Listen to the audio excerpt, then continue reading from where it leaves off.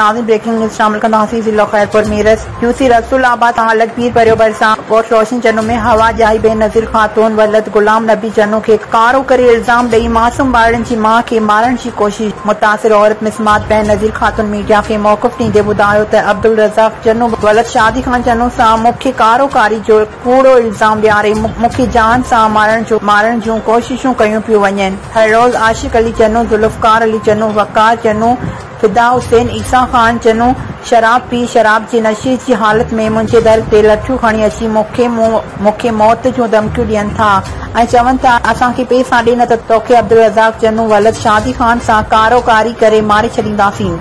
मुतासिर औरत बेनज़ीर खातून SSP Khairpur DIG Sukkur IG Sindh खां मुतालबो कंदे चयो त मूंसां इंसाफ़ कयो वञे ऐं मूंखे तहफ़ुज़ ॾिनो वञे। अगरि मूंखे कुझु बि थियो त उन जी ज़िमेदार सिंध पुलिस ख़ुदि हूंदी।